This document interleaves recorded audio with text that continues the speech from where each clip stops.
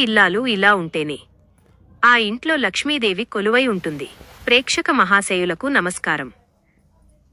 మన ఇంట్లో ఎప్పుడూ ఐశ్వర్యం, ఆనందం, శాంతి వెల్లివిరియాలంటే ఆ మహాలక్ష్మి కటాక్షం ఎంతో అవసరం. కాని లక్ష్మీదేవి ఎవరి ఇంట్లో ఉంటుంది? ఎలాంటి ఇల్లాలు అంటే ఆమెకు ఇష్టం? ఈ రోజు మనం తెలుసుకోబోయేది. ఒక ఇల్లాలు తన దినచర్యను ఎలా సాగిస్తే ఆ ఇంట్లో లక్ష్మీదేవి స్థిరనివాసం ఉంటుందో ఇప్పుడు చూద్దాం. బ్రహ్మముహూర్తం తెల్లవారుజాము 4:30 నుండి తెల్లవారుజాము 5 గంటలు. ఇంటి ఇల్లాలు సాధ్యమైనంత వరకు బ్రహ్మముహూర్తంలో నిద్రలేవాలి. ఈ సమయం దేవతా సమయంగా పరిగణించబడుతుంది. నిద్రలేవగానే మొదటగా అరచేతులను దర్శించుకుని ఆపై భూమాతకు నమస్కరించాలి. సముద్రవసనే దేవి శ్లోకాన్ని పఠించాలి. మనసులో ఎటువంటి ప్రతికూల ఆలోచనలు లేకుండా శుభకరమైన భావాలతో రోజూ ప్రారంభించాలి. గుర్తుంచుకోండి, ప్రశాంతమైన చిరునవ్వుతో రోజును మొదలుపెట్టే ఇల్లాలు అంటే లక్ష్మీదేవికి ఎంతో ఇష్టం. శుభ్రత మరియు పూజ తెల్లవారుజాము 5:30 నుండి ఉదయం 6:30 ముందుగా ఇంటిని వాకిలిని శుభ్రం చేసుకోవాలి. సింహద్వారం గుమ్మం ముందు ముగ్గు వేయాలి. ముగ్గులేని వాకిలి లక్ష్మీదేవికి ఇష్టముండదు. తులసి కోట వద్ద నీరు పోసి ప్రదక్షిణ చేయాలి. పూజగదిలో దీపం వెలిగించి ధూపం వెయ్యాలి. సూక్తి: ఎక్కడైతే శుభ్రత, దైవచింతన ఉంటాయో అక్కడ లక్ష్మీదేవి స్వయంగా నడిచి వస్తుంది. కుటుంబ సేవ ఉదయం 7 గంటల నుండి ఉదయం 8:30 కుటుంబ సభ్యుల కోసం ప్రేమతో ఆహారాన్ని సిద్ధం చేయాలి. వంట చేసేటప్పుడు కోపతాపాలు లేకుండా దైవస్మరణ చేస్తూ వండితే ఆ ఆహారం అమృతతుల్యమవుతుంది. పిల్లలను, భర్తను ఆప్యాయంగా పలకరిస్తూ పంపాలి. గమనిక: అన్నం వడ్డించే ఇల్లాలు సాక్షాత్తు ఆ అన్నపూర్ణాదేవి స్వరూపం. సత్ప్రవర్తన ఉదయం 9 గంటల నుండి మధ్యాహ్నం 12:30 ఇంటి పనులను క్రమపద్ధతిలో పూర్తి చేయాలి. వృధా మాటలు, ఇతరుల గురించి చాడీలు లేదా అనవసరపు చర్చలకు దూరంగా ఉండాలి.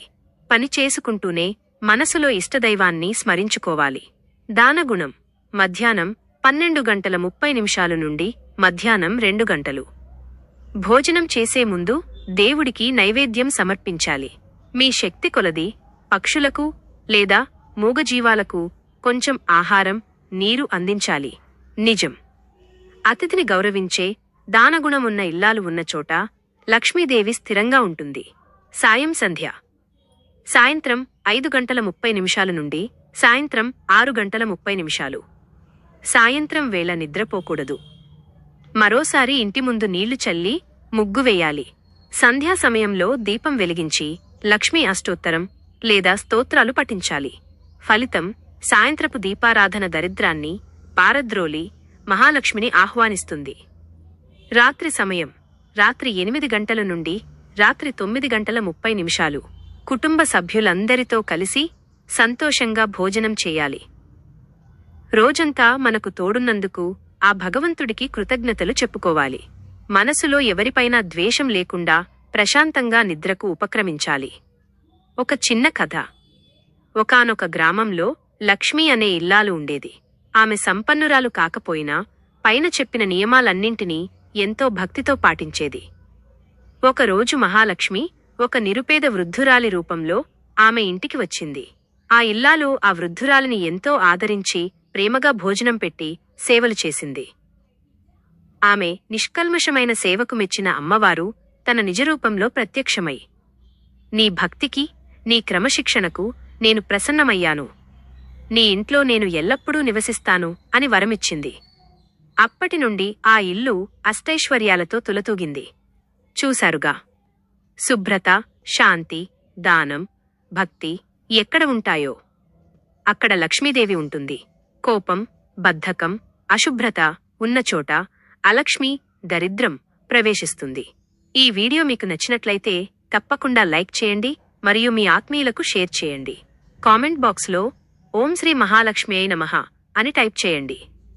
ఆ తల్లి కృప మనందరిపై ఉండాలని కోరుకుందాం. ఇలాంటి మరిన్ని ఆధ్యాత్మిక విషయాల కోసం మా ఛానల్ని సబ్స్క్రైబ్ చేసి బెల్ ఐకాన్ ప్రెస్ చేయడం మర్చిపోకండి. ధన్యవాదాలు.